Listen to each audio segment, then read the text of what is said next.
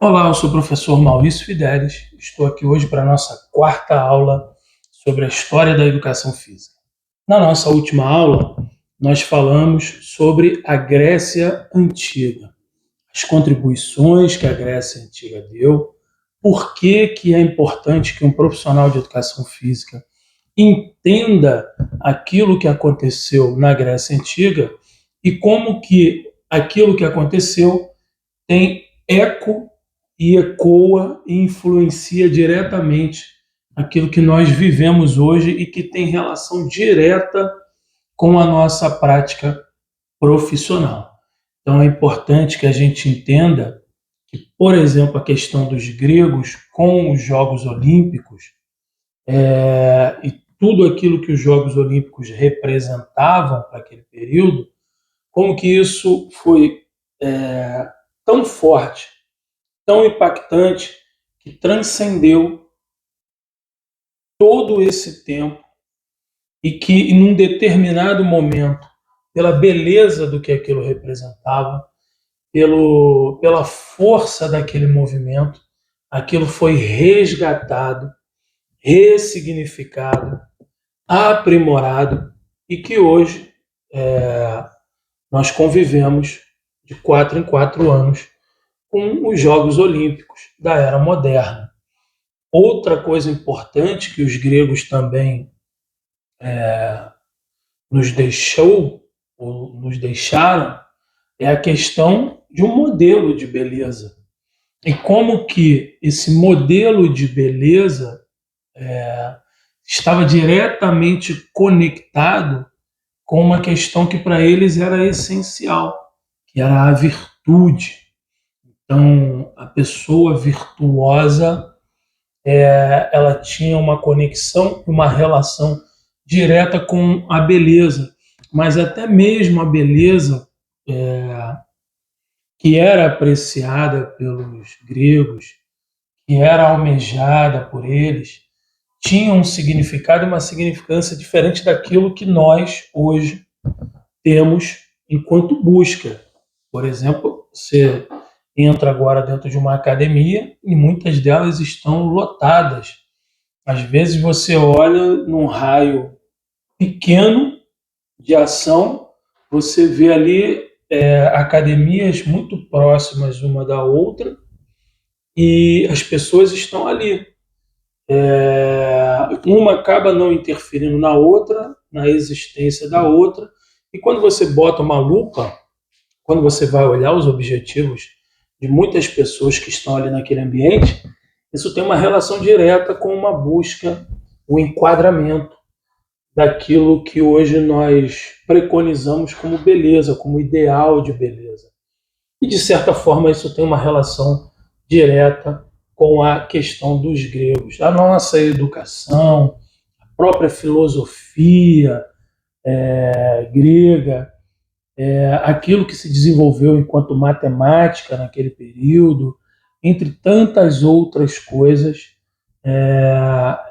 foram preservadas, repassadas, ressignificadas com uma importância e uma relevância tão grande que hoje qualquer profissional de educação física que entre dentro de uma instituição superior de ensino precisa de alguma forma contactar esse conhecimento, precisa entender sobre aquilo que foi produzido e que até hoje nos influencia, porque o profissional de educação física ele não pode ter uma visão limitada desse corpo biológico, que muitas das vezes é uma visão reducionista que os profissionais de educação física têm. Reparem que ao longo das aulas que nós já tivemos, essa é uma fala recorrente, porque é importante que a gente entenda que existem outras dimensões que uma visão holística de corpo nos apresenta, uma dimensão transcendente, por exemplo, a forma como esse corpo se relaciona com a questão do sagrado, uma dimensão psicológica de como que esse corpo lida com a formação do eu, e como que a influência do externo e esse diálogo entre o interno e o externo ajudam a formular a nossa personalidade, como que esse corpo que pertence a um grupo, que pertence a uma tribo, e que ao pertencer a esse grupo, a essa tribo, acaba manifestando a cultura dessa tribo. Eu, por exemplo, aqui estou com uma camisa com um dizer oxe, oxente. É uma forma de expressão das pessoas do Nordeste. Aqui tem alguns elementos da cultura do Nordeste. Uma igreja, um burro, os pássaros, tem aqui o cacto. Isso tem relação direta com aquilo que tem a ver com o meio ambiente e que, a partir da relação desse corpo com esse ambiente, produz uma coisa que nós chamamos de cultura. E acoplado a esse conceito, a cultura corporal ou cultura corporal de movimento, como alguns autores chamam. As duas últimas aulas eu abri fazendo a leitura de alguns escritores e livros importantes, e hoje eu queria começar também com esse daqui, Da Cultura do Corpo, de Josimar da Olho, um autor importantíssimo para a educação física, principalmente a educação física brasileira. Assim como os outros, acredito que seja uma obra de referência que todo aluno, todo profissional de educação física deveria ler e reler. Quando eu estava preparando essa aula, e que eu fiz a leitura de alguns textos, é impressionante como coisas que eu não tinha visto nem refletido num primeiro momento de uma outra leitura me trouxe agora uma reflexão sobre outras coisas que inclusive estão acontecendo nesse momento atual do Brasil. Então é um livro riquíssimo e que, ao ser revisitado, ele acaba conversando com a gente sobre assuntos contemporâneos. Então eu acho que realmente é uma leitura importante para a gente fazer. E eu queria aqui começar com uma parte importante que está aqui no livro.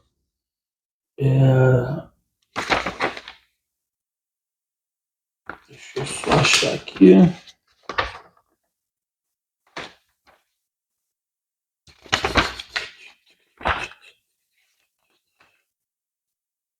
Achei. O corpo, sede de signos sociais. Nessa linha de pensamento desenvolvida de que ser homem não é ser qualquer homem, mas uma espécie particular de homem, é possível discutir o corpo como uma construção cultural, já que cada sociedade se expressa diferentemente por meio de corpos diferentes. E reparem aqui o destaque que quando fala de corpos diferentes, se você chegar agora numa tribo indígena dentro da Amazônia, aquele corpo possui olhos, nariz, boca, orelhas, membros superiores e inferiores, tem um coração, tem um pulmão, o cérebro está funcionando. Então, quando a gente fala de corpo biológico, há ali uma similaridade indiscutível. Mas quando a gente fala do corpo cultural, a forma como esse corpo se manifesta é diferente da forma como o corpo do carioca, por exemplo, se manifesta dentro da cidade do Rio de Janeiro. Então aqui ele faz esse destaque.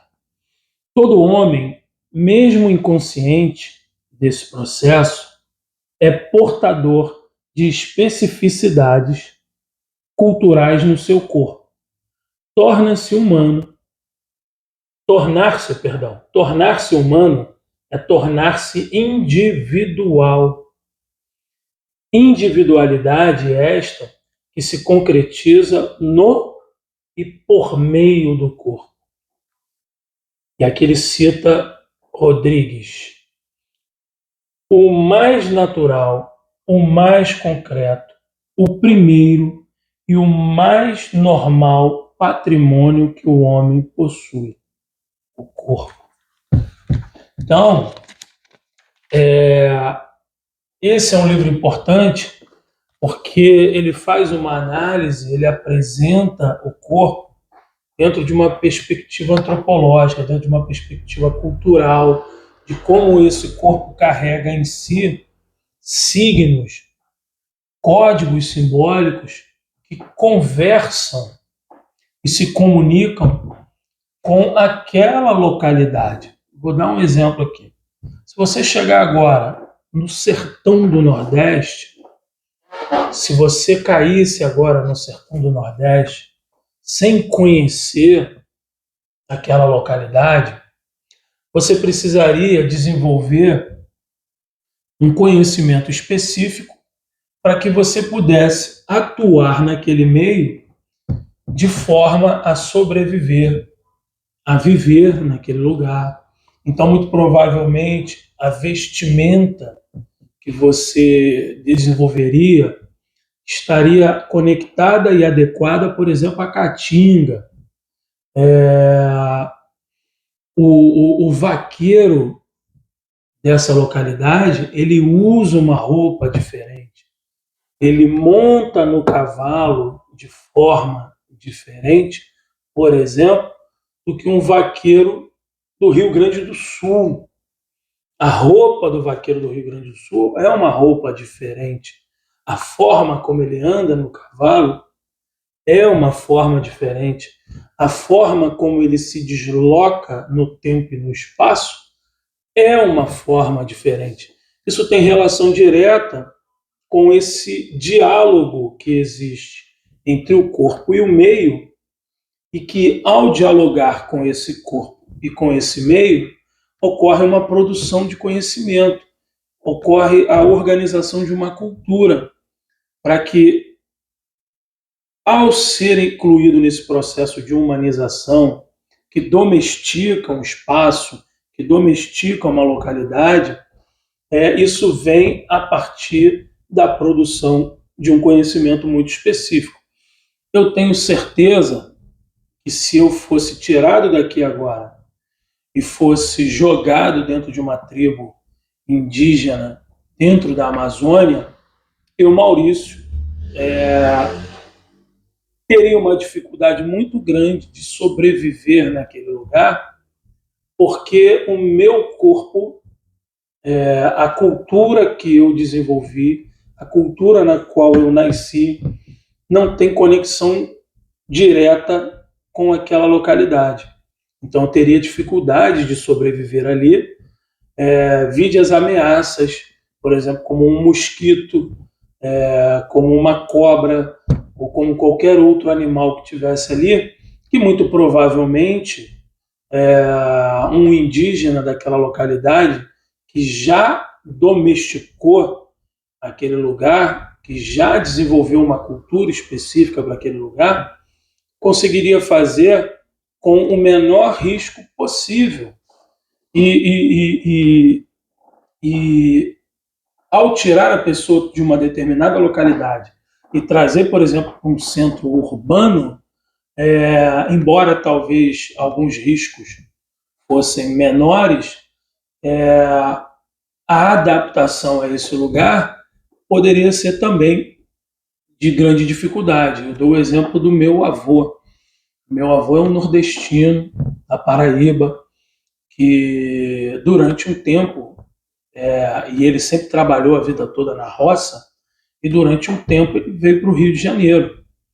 E há uma história que a família conta, eu era muito pequeno, então não tive a oportunidade de vivenciar essa história, e ele se embrenhou no meio da mata de um desses morros do Rio de Janeiro e ficou lá durante um tempo, porque ele teve dificuldade de se adaptar ao código cultural de uma tribo chamada carioca. Que, diga-se de passagem, dentro dessa tribo existem várias tribos. Então, a compreensão da cultura, ela nos dá uma ferramenta ou ferramentas para que a gente possa atuar dentro dos múltiplos cenários, inclusive profissionais, de forma assertiva.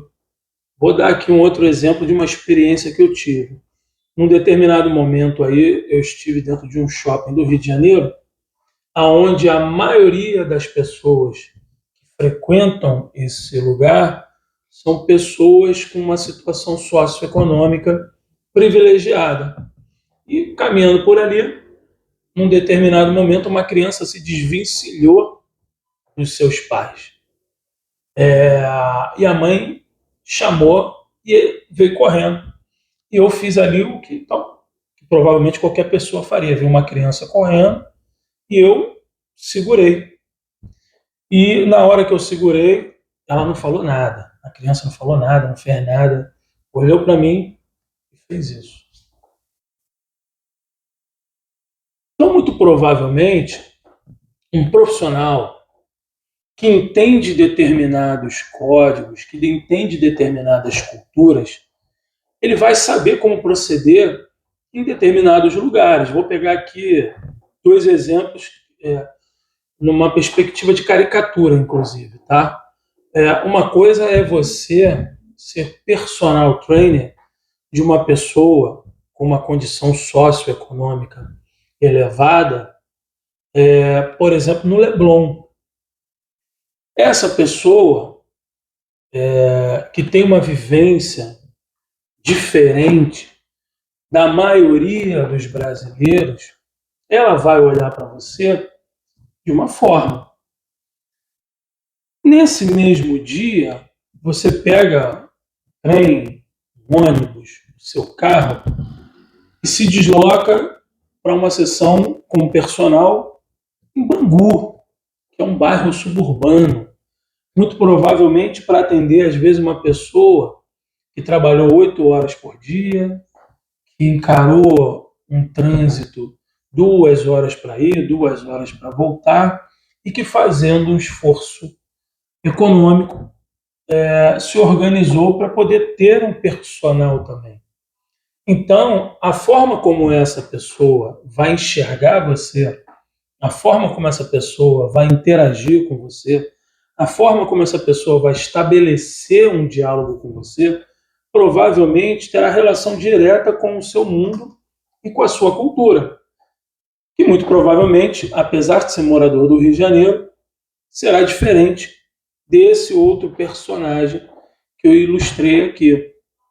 Então, quando o profissional de educação física entende tudo isso que nós estamos falando aqui, quando ele vai dar aula numa escola, por exemplo, da rede privada, na zona sul do Rio de Janeiro, onde os alunos têm objetivos, têm anseios, a família tem planos específicos para essa criança, a sua atuação ali vai ser dentro de uma linha e de uma direção.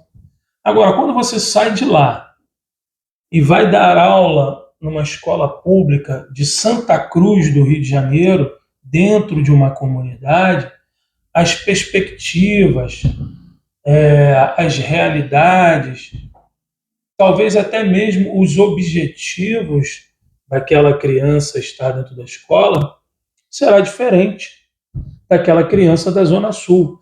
Eu, por exemplo, sou professor da rede estadual e municipal de ensino do Rio de Janeiro.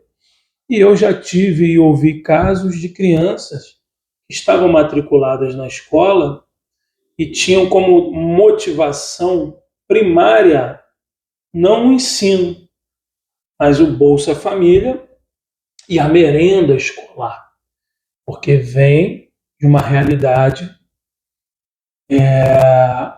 desigual, com déficits sociais múltiplos na educação, no saneamento, na saúde, e que muitas das vezes fará a sua melhor refeição ou a sua única refeição dentro daquela escola. Quando o profissional de educação física entende isso, ele sabe que ele vai precisar calibrar, por exemplo, o futebol.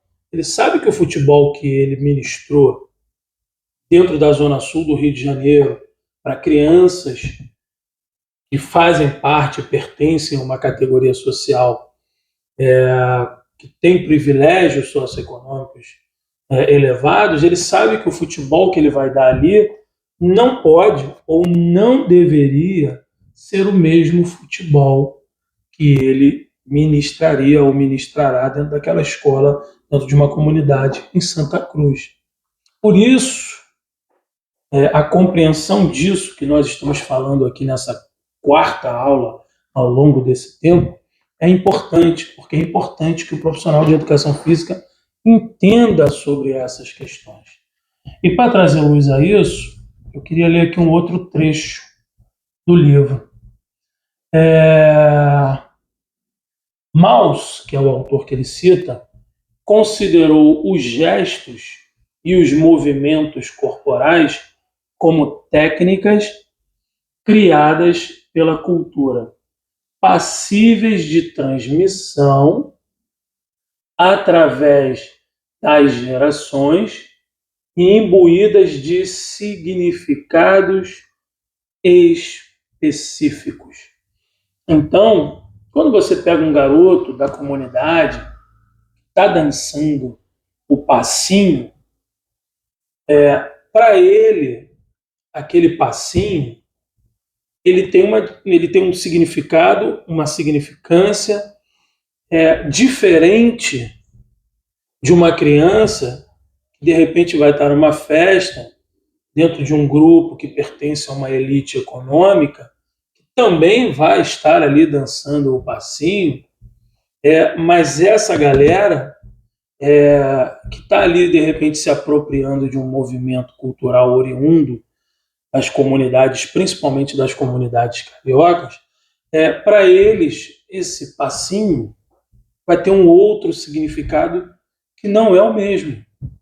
Então é importante a gente entender sobre essas questões. E para finalizar aqui o que eu separei do livro do Daoli, eu queria colocar mais uma partezinha aqui. No corpo estão inscritos todas as regras, todas as normas e todos os valores de uma sociedade específica.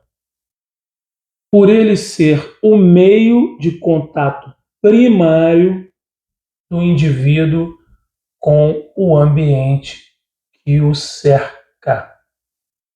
Então, quando a gente fala de um garoto da comunidade que está dançando passinho, está dentro daquela comunidade, daquela cultura que o cerca, esse passinho, para ele, está dentro de um contexto, de um conjunto de regras, de normas, de valores, de uma sociedade específica que é a comunidade, que é a favela, que é o termo que eu prefiro, é o termo que eu gosto, que eu acho que é um termo que deveria ser empoderado. Não vejo favela como um termo pejorativo, como algumas pessoas inclusive empregam. Então, esse indivíduo, ele vai se apropriar desse passinho de uma forma diferente, porque a cultura daquele garoto da Zona Sul, e aqui eu não estou fazendo juízo de valor a respeito dessa ou daquela cultura, são culturas distintas, são culturas diferentes, que devem conversar entre si, que devem dialogar entre si, e que ao dialogar devem produzir modificações, ou deveria produzir modificações qualitativas, porque somos uma sociedade plural, de pluralidade, e essa pluralidade é uma das coisas mais importantes que principalmente o Brasil tem e que deveria ser valorizada.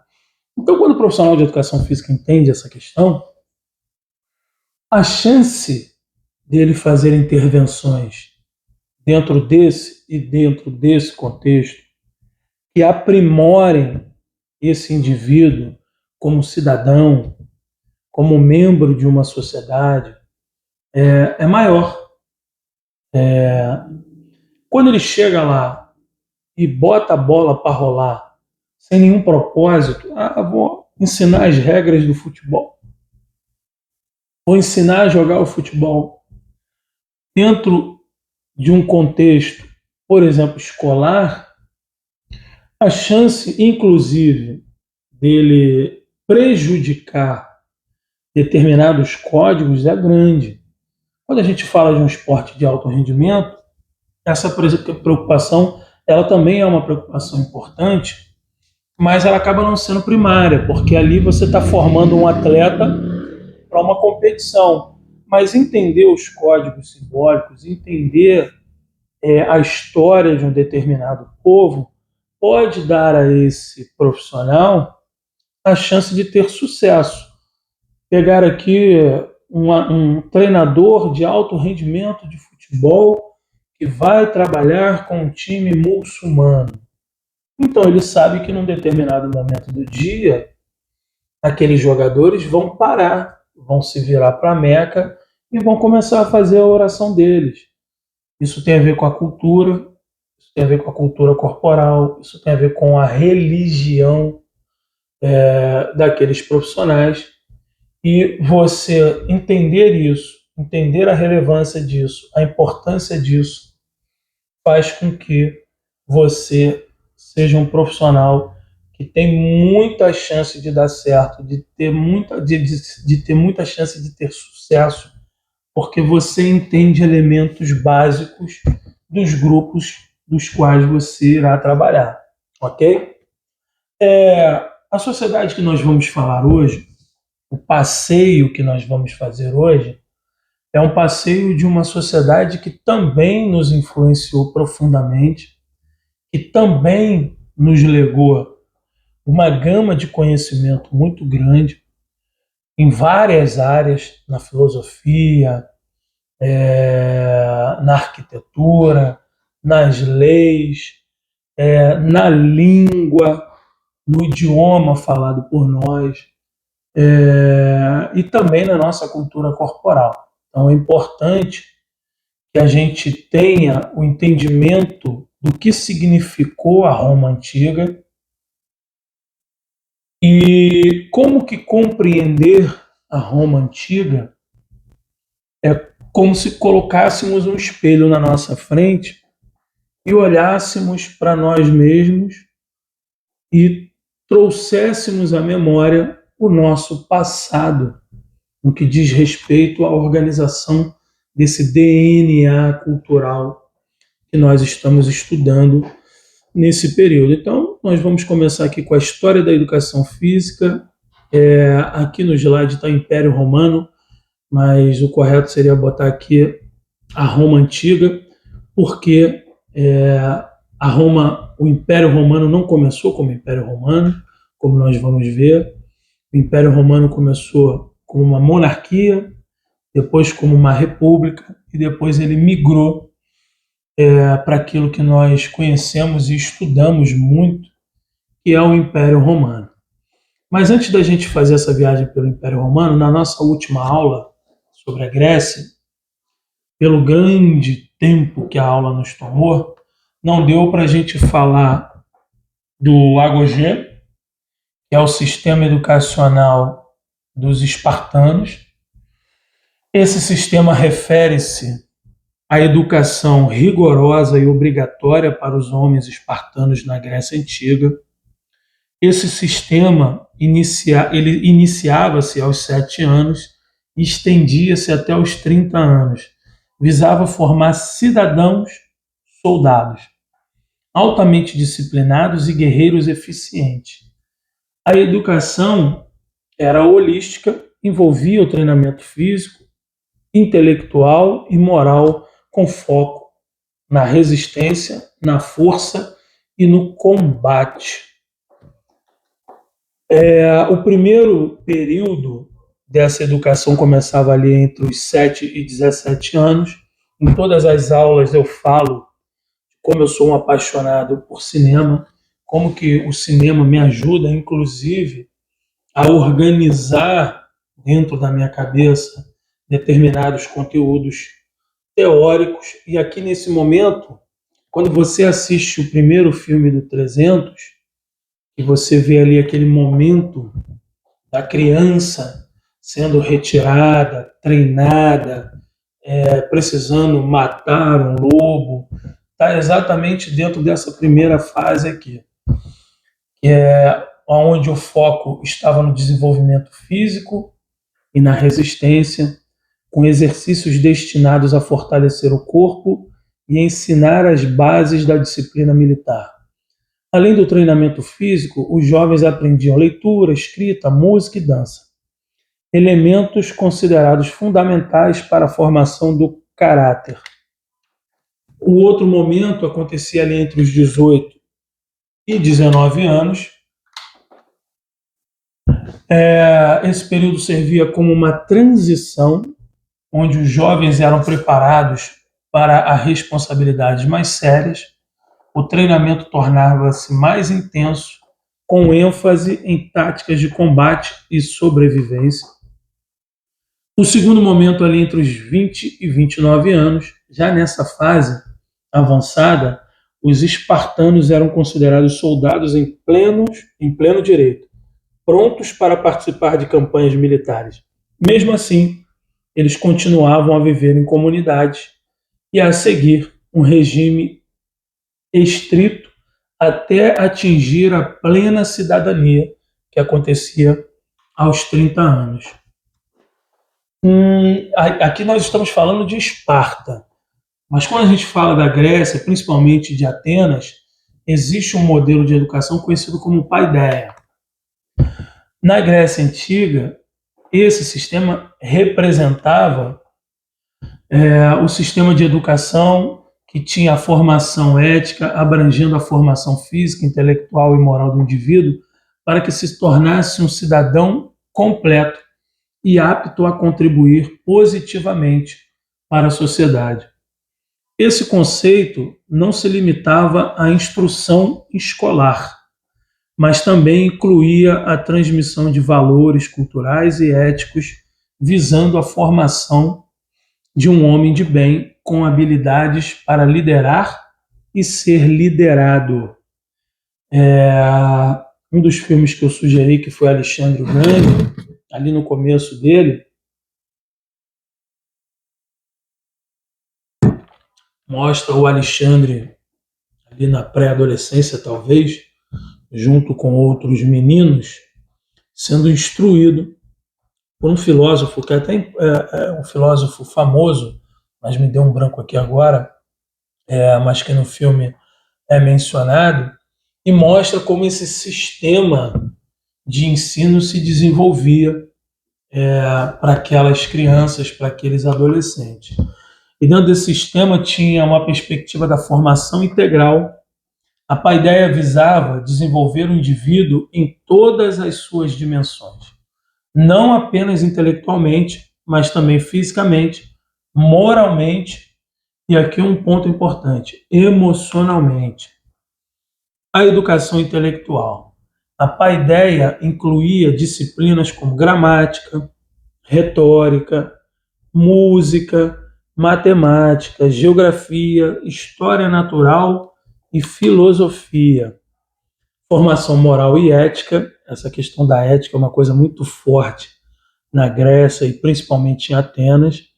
A transmissão de valores e normas de conduta era crucial, com o objetivo de formar um cidadão justo e responsável. O areté, que significa excelência, o ideal da paideia era a busca pelo areté, ou a excelência, em diversas áreas, como física, intelectual e moral. Então a educação em Atenas, principalmente, tinha essa visão holística, essa conexão das várias áreas e o desenvolvimento de pessoas que se manifestassem nessas áreas de maneira geral com excelência. Formação para a vida política, isso era uma coisa muito importante na Grécia. A paideia preparava os jovens para a vida na polis, que a gente estudou, que eram as cidades-estados, incluindo a capacidade de participar ativamente da vida política e na tomada de decisões. O papel dos mestres, os eranos ou os pedagogos, os mestres e os pedagogos desempenhavam um papel fundamental na formação dos jovens, não apenas transmitindo conhecimento, mas também dando o exemplo de conduta e valores. Aqui, de novo, aquela cena que eu mencionei do filme Alexandre o Grande, traz para a gente aqui a manifestação visual do que está escrito aqui. E, por fim, a educação física. A ginástica era um componente essencial, com o objetivo de desenvolver a força, a resistência e o domínio do corpo. Para a gente entender um pouco essas distinções de formação, de como esse indivíduo, no seu processo de formação, quando chegasse na fase adulta, se estruturava, também tem uma cena no primeiro filme do 300, quando Leônidas está se deslocando com o seu exército, e num determinado momento eles se encontram com uma força militar de Atenas. E ali eles estão conversando, e num determinado momento Leônidas começa a indagar esse outro exército que iria se juntar a eles no combate às forças persas que estavam invadindo a Grécia. E aí ele começa: qual é a sua profissão? Qual é a sua profissão? Qual é a sua profissão? E aí você via nessa cena que todos os soldados não tinham como ser soldado a sua primeira profissão. Eram poetas, eram artesãos e por aí vai.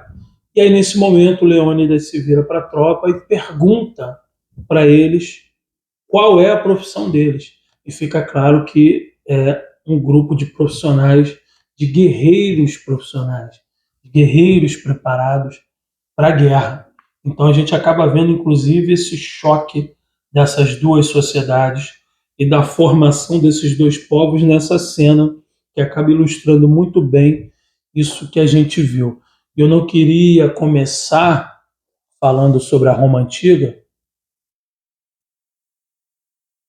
sem falar sobre isso, porque é importante a gente entender que a Roma, quando começou a se expandir, principalmente na República, e que ganhou muita força esse processo expansionista dentro do Império Romano, quando eles subjugaram a Grécia, muito da cultura grega, inclusive no que diz respeito à educação, foi apropriado, eles se apropriaram desses sistemas culturais, religiosos, militares, e de certa forma, essa apropriação,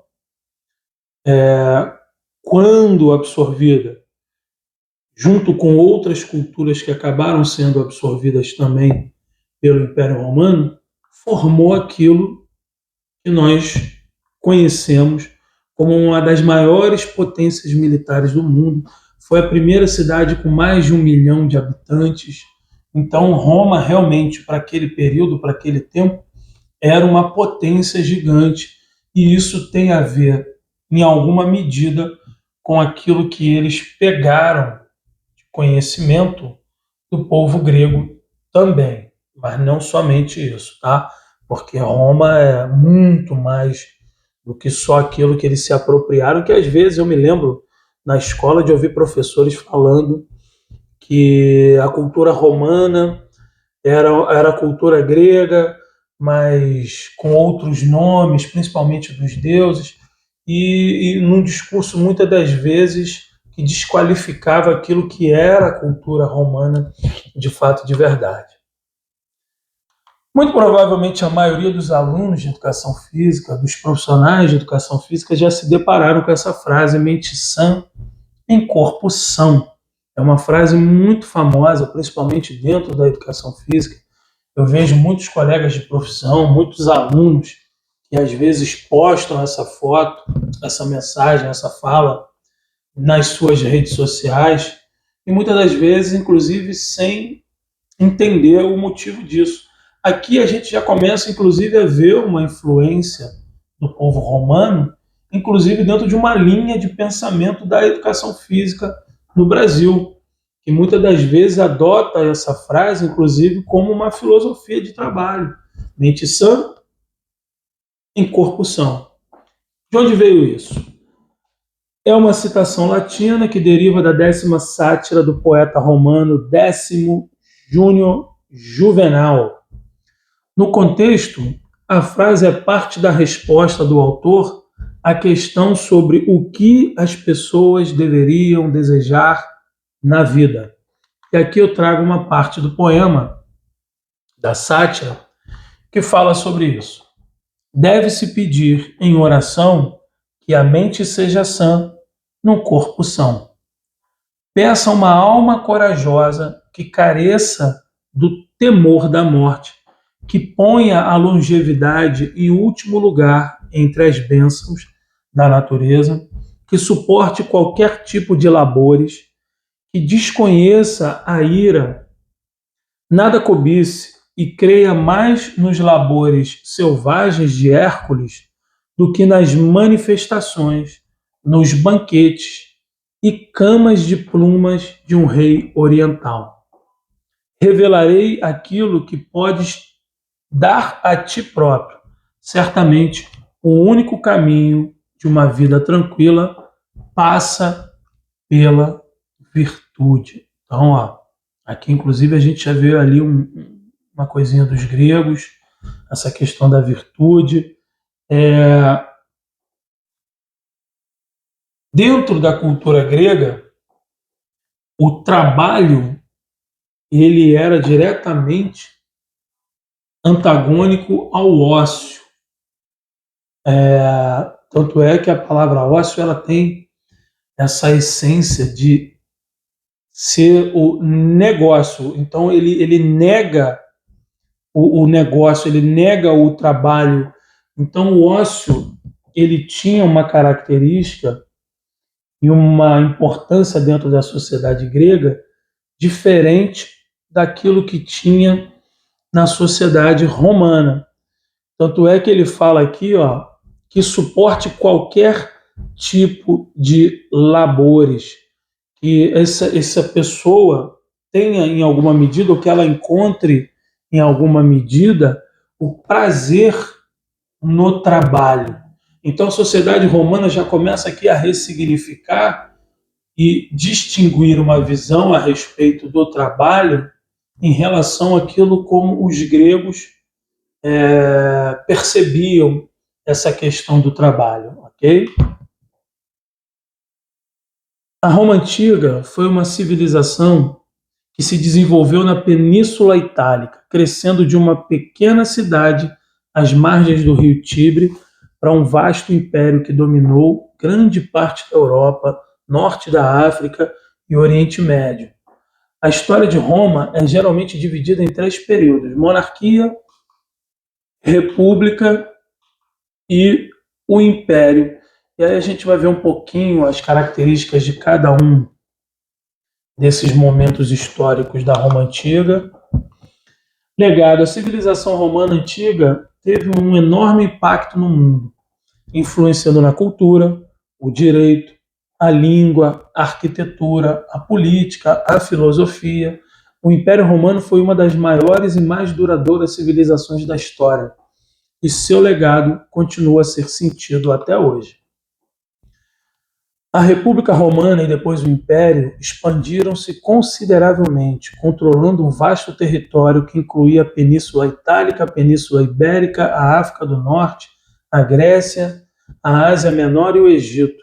Essa expansão foi impulsionada pela força do exército romano e pela capacidade de administrar um grande território. Isso aqui, inclusive, é uma coisa muito importante, porque boa parte das quedas de grandes impérios era justamente a impossibilidade, a incapacidade de gerenciar um território muito grande.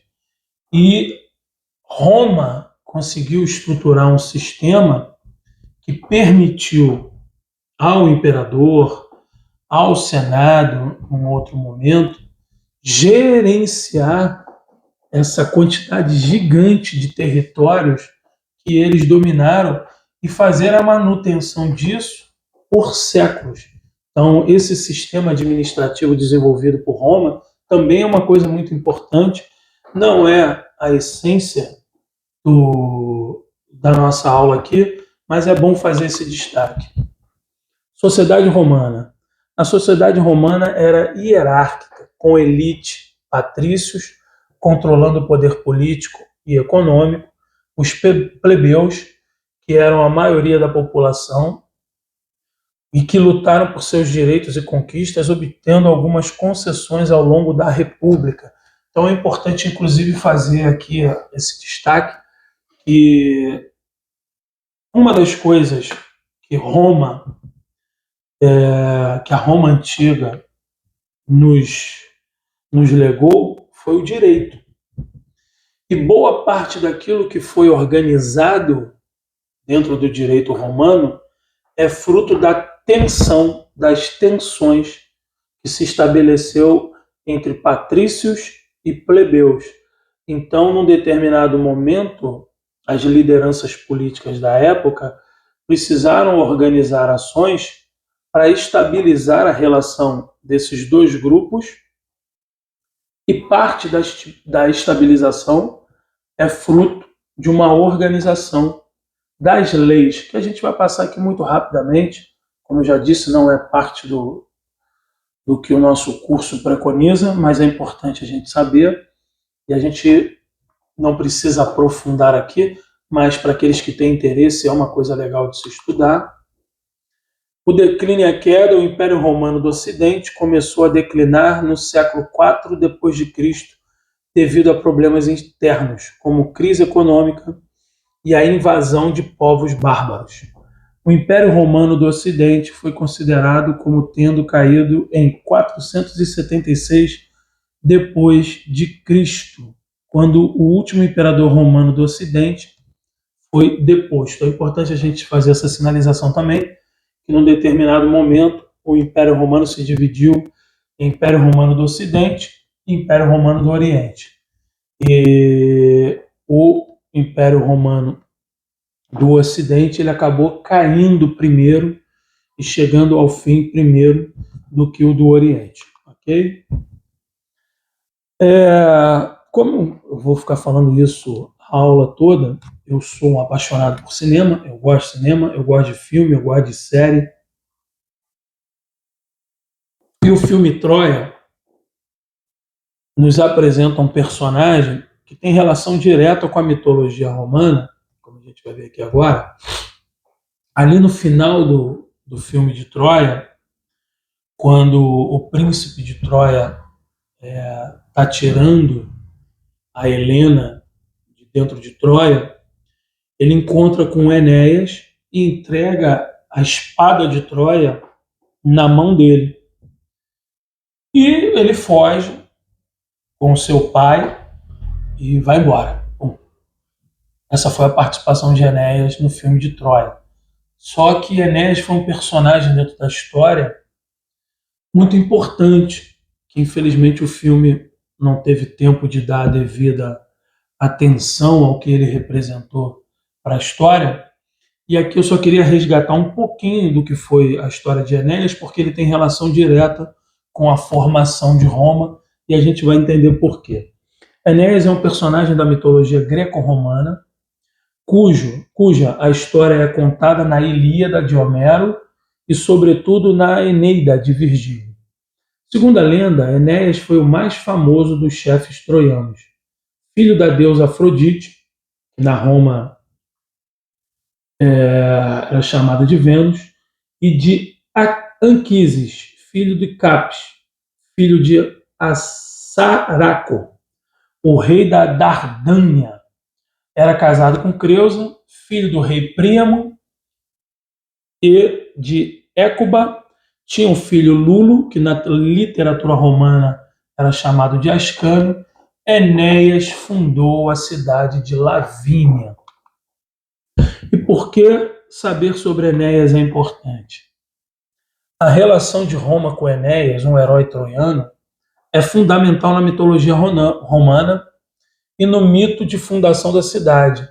A lenda narra principalmente em A Eneida de Virgílio, que estabelece que Enéas, após a queda de Troia, chega à Itália, onde fundaria a cidade de Lavínia, que seria o berço de Roma. A lenda de Enéas é crucial para a narrativa da origem de Roma, pois ele é considerado, aqui agora, o ancestral direto dos fundadores místicos da cidade, Rômulo e Remo. O poema épico A Eneida narra a jornada de Enéas, sua fuga de Troia, suas viagens e, finalmente, a fundação de Lavínia, que seria o futuro núcleo de Roma. A lenda afirma que Rômulo e Remo, os fundadores de Roma, são descendentes diretos de Enéas, através do seu filho Ascânio, que fundaria a cidade de Alba Longa. A história de Enéas combina elementos da mitologia grega, a Guerra de Troia, com a história romana, dando a Roma uma ascendência mítica e uma justificativa para a sua fundação. A narrativa de Enéas ajudou a legitimar a fundação de Roma, fornecendo uma origem heróica e semidivina para a cidade. A conexão com Enéas contribui para a formação da identidade romana, criando uma narrativa épica que conecta a cidade antiga de Troia à figura de um herói troiano. E claro que, obviamente, eu traria nessa aula de hoje indicações, e existe uma série que está naquele streaming Max, que o nome da série é Romulus. E a série fala justamente ali dessa cidade de Alba Longa e dos irmãos gêmeos que começam a participar da vida pública, que começam a disputar essa vaga no trono. E aí eu não vou ficar dando spoiler para quem quiser assistir. Acho que é uma série que acaba materializando visualmente aquilo que nós falamos aqui. Obviamente, não é uma série com compromisso histórico, não é uma série que tem compromisso com a mitologia de Rômulo e Remo. Na essência, não é uma série didática, com didatismo. Tem ali as questões fictícias, mas é uma série que nos ajuda a compreender, principalmente a cultura desse momento. Aqui nós temos uma foto do grupo de pesquisa, professor Sérgio Tavares ali no fundo, a estátua da loba Capitolina, com Rômulo e Remo ali sendo amamentados. Rômulo e Remo eram, na mitologia romana, irmãos gêmeos, e, segundo a lenda, fundaram a cidade de Roma. Eles foram abandonados à margem do rio Tíber e salvos por uma loba, que os amamentou antes de serem encontrados e criados por um pastor. Rômulo acabou por matar Remo e se tornou o primeiro rei de Roma. A lenda de Rômulo e Remo é um mito de fundação que explica a origem de Roma e o estabelecimento do reino romano.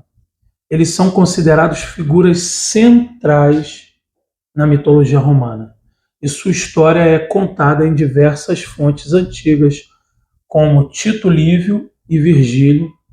A lenda também é frequentemente representada em obras de arte, como a escultura da loba Capitolina, que é aquela dali que vocês estão vendo na imagem, que retrata os irmãos sendo amamentados pela loba. Nós estivemos nesse museu, o Museu Capitolino, um museu muito bonito, gigante, com muitos itens, com muita história sobre esse período da sociedade. Então, assim, uma experiência fantástica que nós tivemos.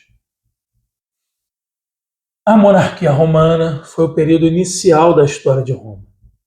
Governada por 7 reis, o poder era exercido pelo rei, que era também um chefe religioso e militar. Religioso e militar.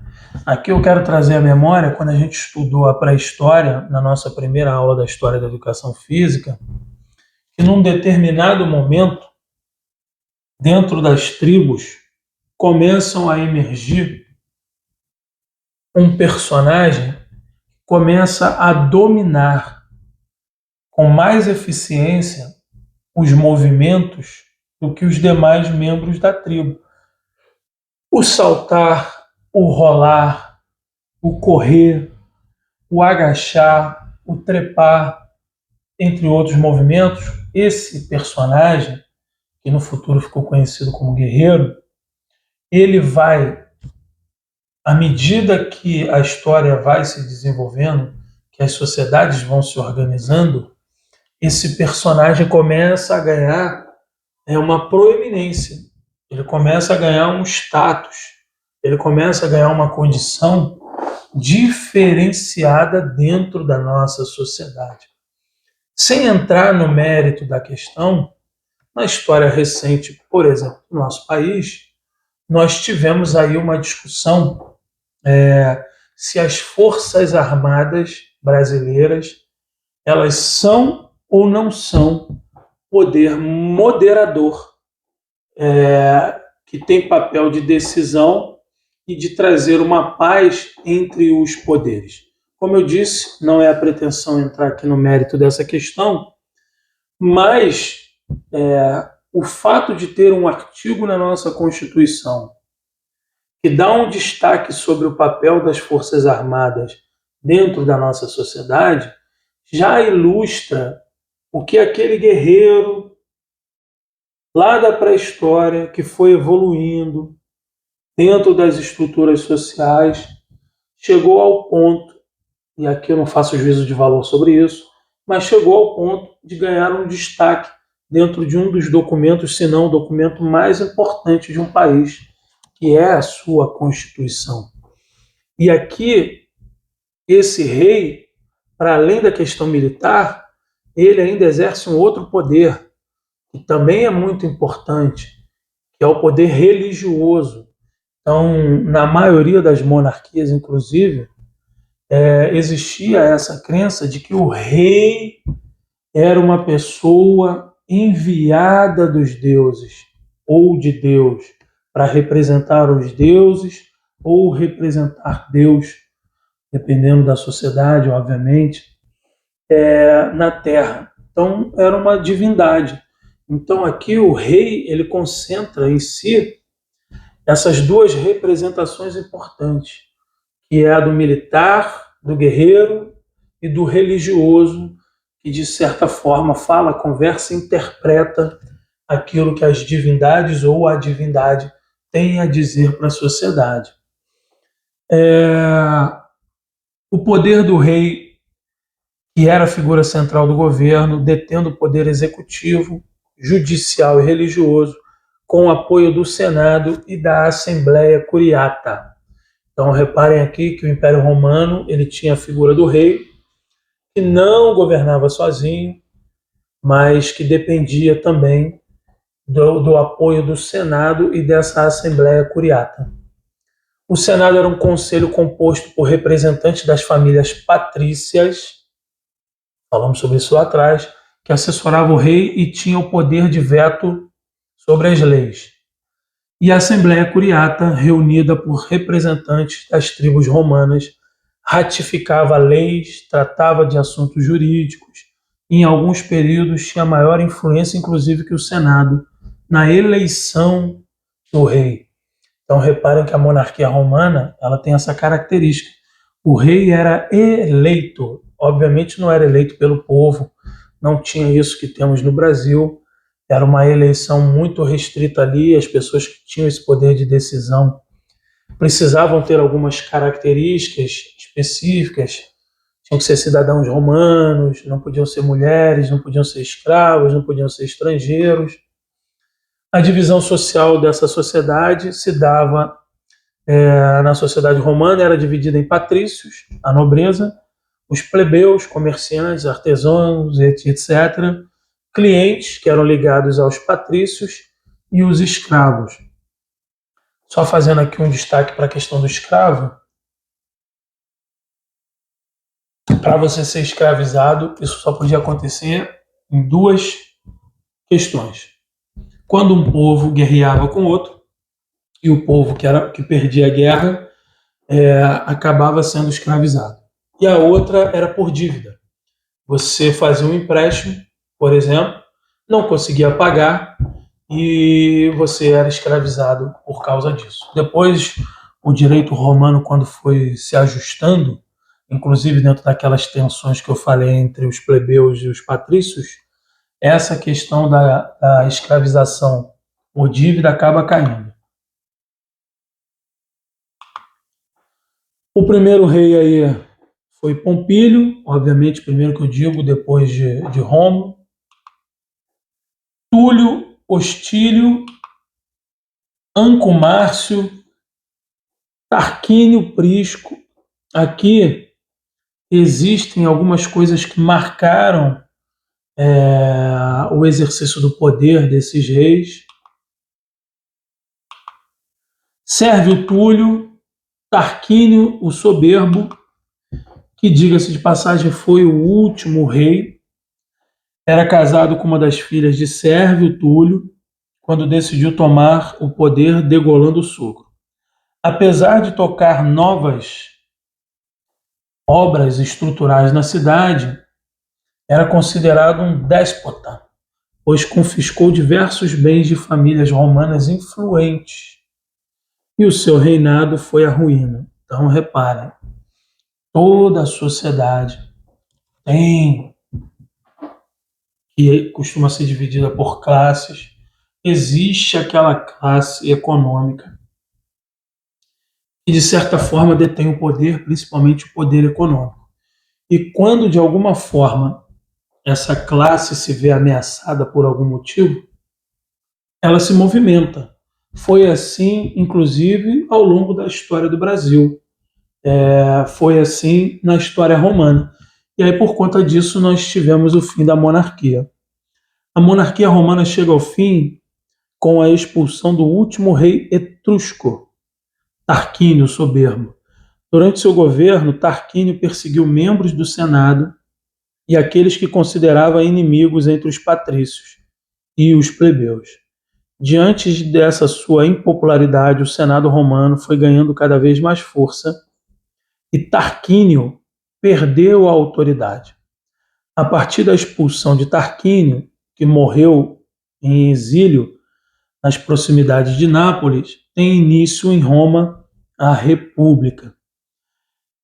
Quem aqui já assistiu o primeiro filme do Gladiador, você vai ver logo ali no começo que o imperador, conversando com Máximos, ele fala do sonho dele de restaurar a Roma dos sonhos.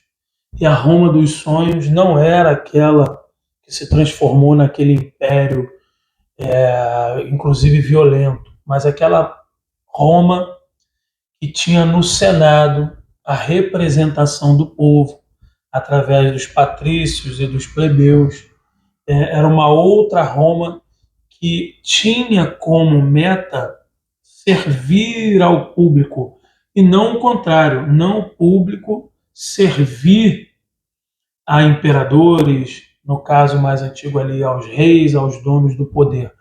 Então, toda a trama do Gladiador, inclusive, começa a se desenvolver a partir disso, do imperador tentando restaurar aquela Roma dos sonhos e o seu filho que vê a sua condição de herdeiro ameaçada e que a queda iminente do império poderia acontecer, e ali ele precisou fazer alguns movimentos, ok? A República Romana foi um período da história da Roma Antiga, onde o governo era exercido por magistrados eleitos e pelo Senado, marcando a transição de uma monarquia para uma república. Esse período foi caracterizado pelas lutas de classe entre patrícios e plebeus, pela expansão territorial de Roma e pela formação de um império. Então, repare que a gestão dentro da República ela era delegada aos magistrados e aos senadores, ok? O sistema político, a República Romana era governada por 2 cônsules eleitos anualmente, o Senado formado por patrícios e assembleias populares. Luta de classes. Os plebeus lutaram por mais direitos políticos e sociais, conquistando algumas conquistas, como a criação dos tribunos da plebe e a Lei das 12 Tábuas, importantíssima para o direito mundial, inclusive aqui no Brasil, tem uma influência grande. A expansão territorial. Durante a República, Roma expandiu seu poderio militar e territorial, conquistando a Península Itálica e, posteriormente, grande parte do Mediterrâneo. A sociedade romana era dividida em patrícios, plebeus, clientes e escravos, com os patrícios detendo a maior parte do poder político e econômico. O Senado ocupava-se da política internacional e da supervisão das magistraturas. Então, reparem que aqui o Senado, ele meio que supervisionava aquilo que os magistrados estavam fazendo. Hoje, por exemplo, no Brasil, se você quiser tirar do poder, tirar do exercício profissional ministro do Supremo, o único poder que pode fazer isso é o Senado brasileiro. Então, você, inclusive, vê aqui uma relação nessa questão. O Senado chegou a ter 300 membros e cargos eram vitalícios. Os senadores eram patrícios que haviam desempenhado alguma magistratura ou tinham feito algo de relevante para a República.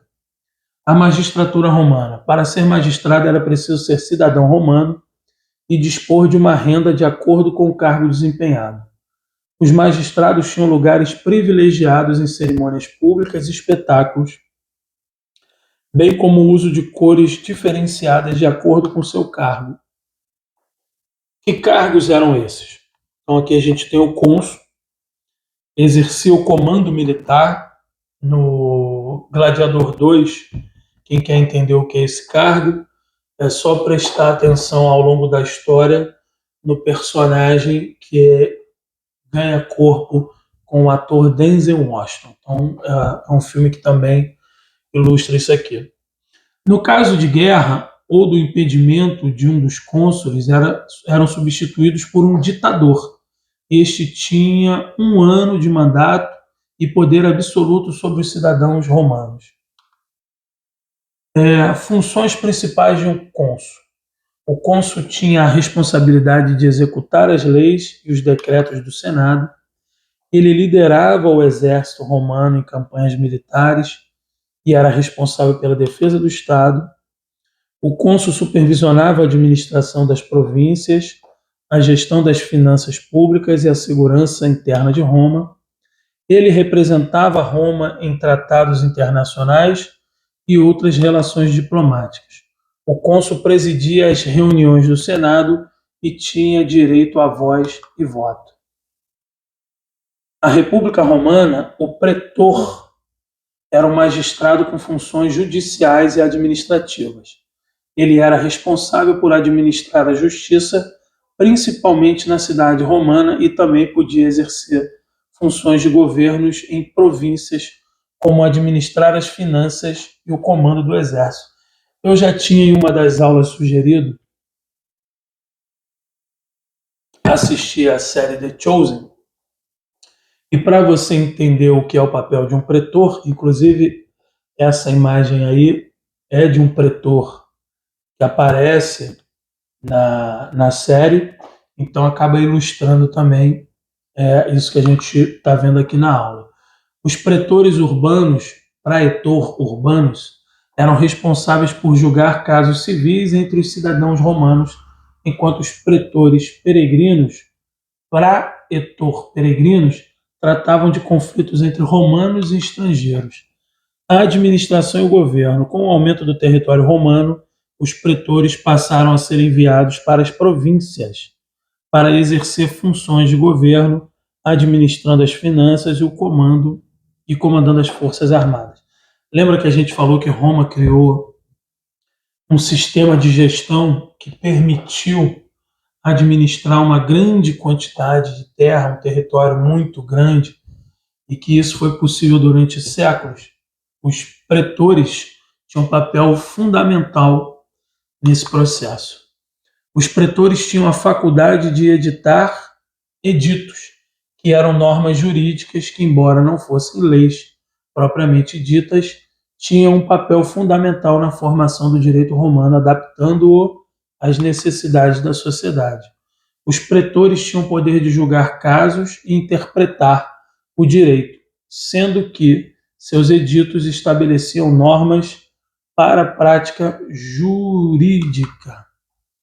Os pretores, como magistrados com poder de império, podiam levar a cabo decisões judiciais e executar as suas próprias decisões, representando um poder executivo e judicial. Imagina quanto de excessos não aconteceu nesse período através dessa figura, por exemplo, nas províncias romanas.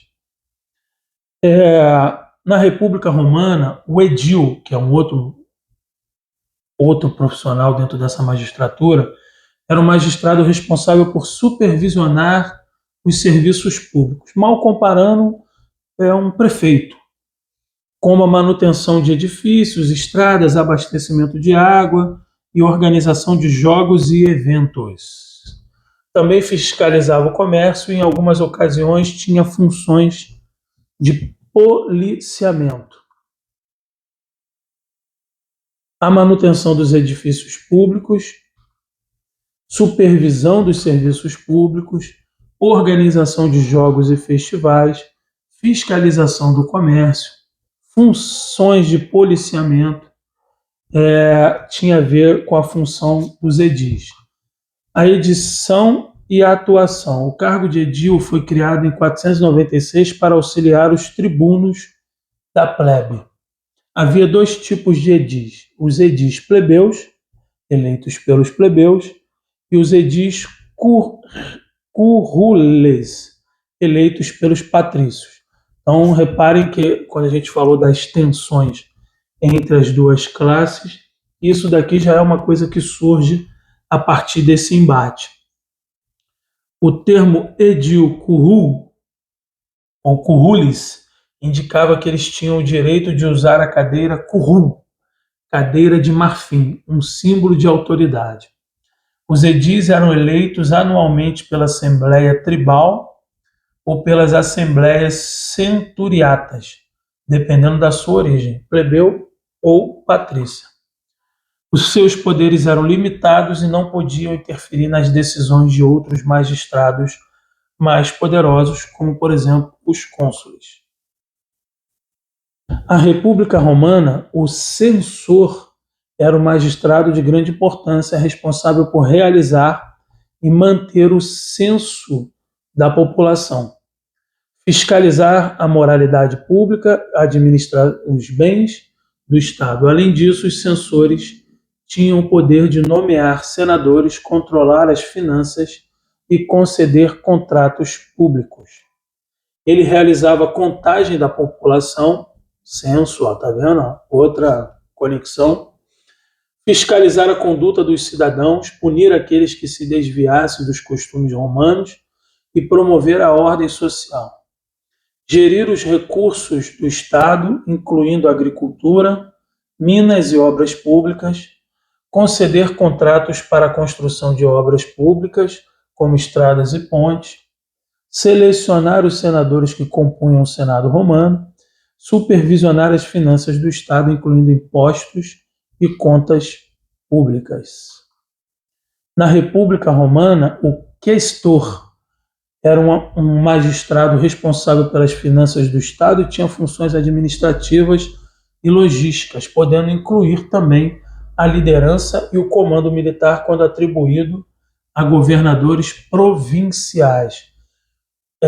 Eles, no caso, o questor, eram eleitos e supervisionavam o tesouro do Estado, realizavam auditorias, cobravam impostos e cuidavam da gestão dos recursos financeiros. A gestão do tesouro público, a auditoria, a administração e logística e funções militares passavam também pelo questor. O ditador, reparem que o ditador aqui, nesse período, não tem relação direta com os ditadores que nós convivemos hoje no mundo atual. Então vamos entender o que era o ditador na Roma Antiga, principalmente ali na República. Era um magistrado extraordinário com poderes ilimitados, nomeados pelo Senado para lidar com emergências. Mais uma vez, Denzel Washington dá e caracteriza esse personagem do filme Gladiador 2. O cargo era de curta duração, geralmente 6 meses a 1 ano, e destinava-se a garantir a estabilidade do Estado em situações críticas. No entanto, ao longo do período republicano, o cargo foi abusado, como por Silas e Júlio César. Tem uma série na Netflix muito boa, Cleópatra, e ali eles apresentam um Júlio César assim sensacional, que também vale a pena assistir, que usaram para consolidar o seu poder pessoal e, consequentemente, levaram à sua abolição com a morte de Júlio César. A nomeação. O ditador era nomeado pelos cônsules com aprovação do Senado para lidar com situações de emergência que colocassem em risco a República. O ditador detinha amplas competências, podendo tomar decisões que normalmente seriam da responsabilidade de outros magistrados. O mandato do ditador era limitado a um curto período, geralmente 6 meses, podendo chegar a 1 ano, com a expectativa de que ele reunisse assim, que ele renunciasse. Olha que coisa legal, ó. Havia uma expectativa que o ditador, que tinha poderes ilimitados, ao conseguir contornar a situação crítica, que podia ser de várias ordens, uma catástrofe, por exemplo, uma revolução popular, uma questão como aconteceu com Espartaco na Revolução dos Gladiadores. Então, quando isso tudo fosse acalmado, se esperava que eles renunciassem assim que a crise fosse resolvida. Imagina alguém com poder ilimitado, com poder nas mãos, dizendo assim, eu não quero mais isso não, não dá. E, obviamente, num determinado momento da história, isso não deu certo. No final da República, o cargo de ditador foi usado por figuras como Sila e Júlio César para acumular poder e estabelecer uma forma de governo mais autoritária. O abuso do cargo de ditador contribuiu para o desgaste das instituições republicanas e para a ascensão de figuras como Júlio César, que se tornou ditador perpétuo antes de ser assassinado. Causas que culminaram no fim da República. Crise social, ali teve relação direta com as desigualdades sociais e os conflitos de classe. Crise política, corrupção, instabilidade e disputa pelo poder. Guerras civis aumentando do poder dos generais e a ascensão de líderes como Júlio César e Otávio. A formação de um grupo de 3 homens, que era conhecido como Triunvirato, né? No caso, o segundo Triunvirato foi organizado por Otávio, Marcos Antônio e Lépido, para tentar solucionar crises políticas, mas que acabou levando a mais conflitos e guerras civis. A ascensão de Otávio Augusto. O Triunvirato romano era um acordo político, informal, no início, entre 3 figuras poderosas da República Romana.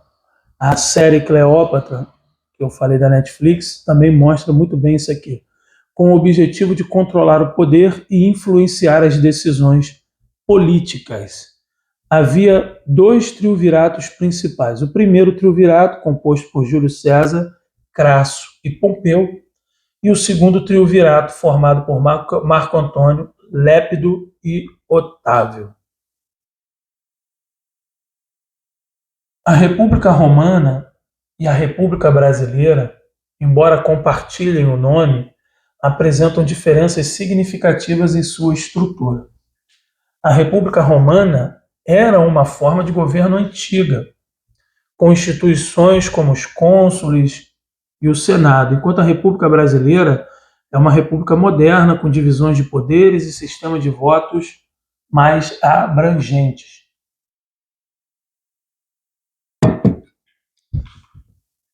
Semelhanças. Ambas são repúblicas, o que significa que o poder é exercido para representantes eleitos e não por um monarca. Ambos os sistemas possuem um Senado ou um órgão semelhante que desempenha um papel consultivo ou legislativo. Em ambos os casos, o povo é representado através de assembleias ou parlamentos.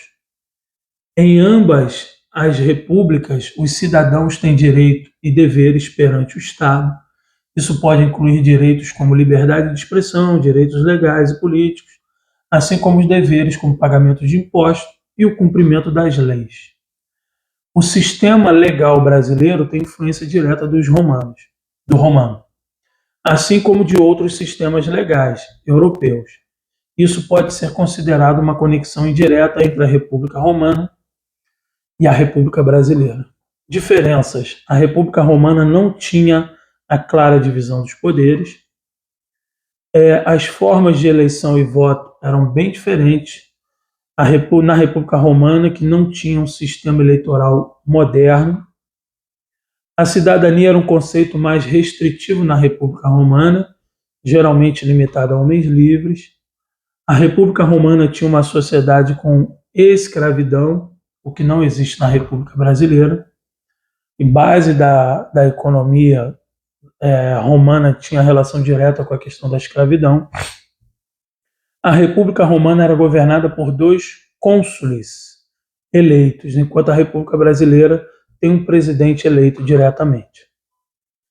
A República Romana era uma sociedade aristocrática e militarizada, enquanto a República Brasileira é uma sociedade mais diversificada e industrializada. Aí aqui uma coisa interessante, que são as línguas românicas ou neolatinas. O português, o espanhol, o francês, o italiano, o romeno, o catalão, o galego e até mesmo o inglês receberam influências diretas da língua latina, do latim, que foi organizado e estruturado pelos romanos. A influência do direito romano no direito brasileiro é marcante, especialmente pelo direito civil, em diversos outros ramos, como o direito de família, o direito de propriedade e o direito de sucessão. O direito romano, através da legislação portuguesa, ordenações do reino e a tradição jurídica luso-brasileira, forneceu os fundamentos para muitos dos princípios e institutos jurídicos vigentes no Brasil hoje. O direito romano e suas fontes, o direito romano com suas leis, códigos e jurisprudência serviu como base para o desenvolvimento do direito em diversas partes do mundo. Recepção do direito romano no Brasil. O direito romano foi recebido no Brasil através do direito português. O direito romano influenciou fortemente o direito civil brasileiro, especialmente no que se refere ao direito das pessoas, dos bens e das obrigações.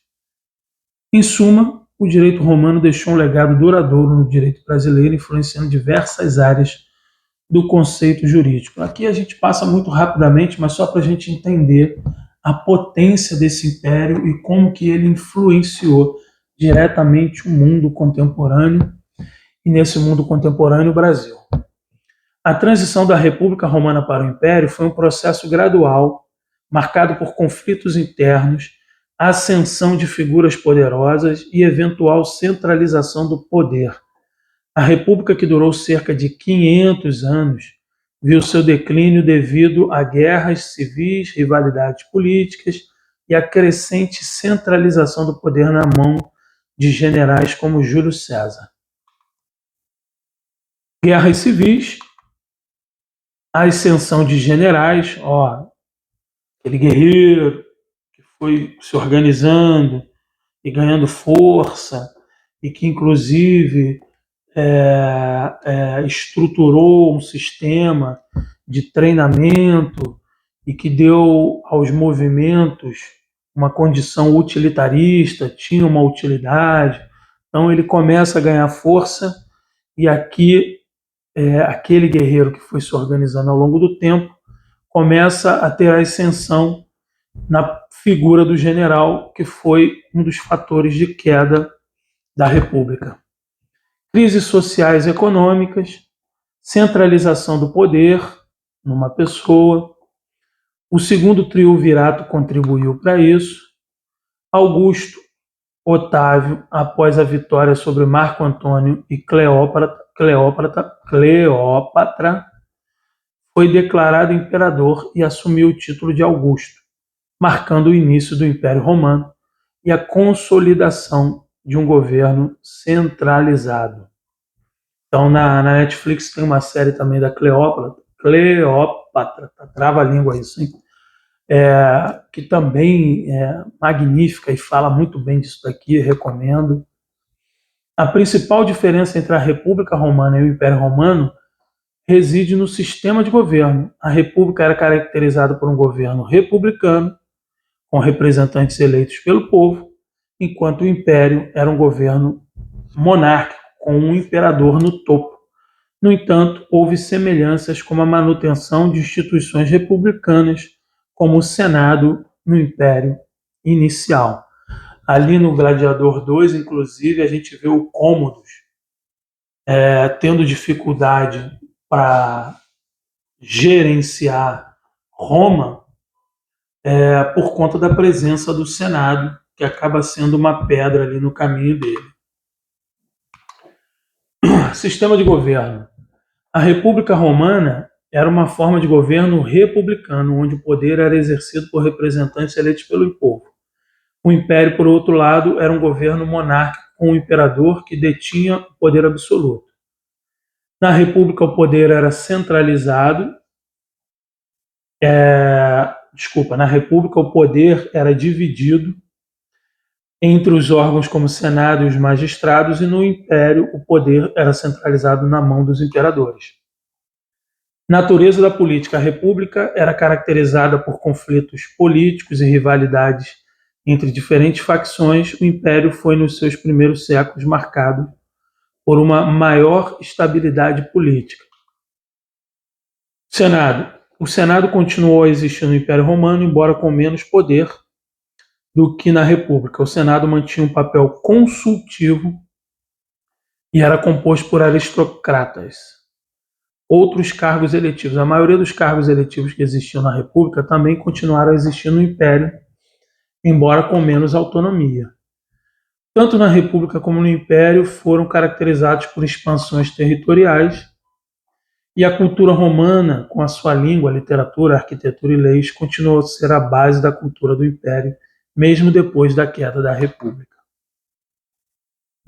As principais características do Império Romano incluem um governo autocrático, onde o poder estava centralizado nas mãos do imperador, além de uma vasta expansão territorial. Um forte exército e uma economia baseada na agricultura e mão de obra escravizada. A religião era politeísta e os constantes conquistas também foram marcantes. Aí nós temos uma visão feita por inteligência artificial. Está ali o Coliseu, bonitão. Reparem, quando a gente fala de arquitetura e de influência, o Coliseu, sem sombra de dúvidas, é um marco da arquitetura na humanidade, e boa parte dos estádios, se não todos os estádios que são erguidos no mundo ou que foram erguidos, de alguma forma beberam nessa fonte que foi o Coliseu. O governo era autocrático, o imperador era a figura central do poder, detendo autoridade civil e militar e religiosa. Aqui foi feita através de pinturas e estátuas, usando a inteligência artificial, como seria um rosto humano de alguns imperadores. No caso de 54, né, Roma teve mais de 100 imperadores, mas aqui a gente consegue ver o rosto, ou como seria o rosto de alguns imperadores naquela época, isso feito através da inteligência artificial.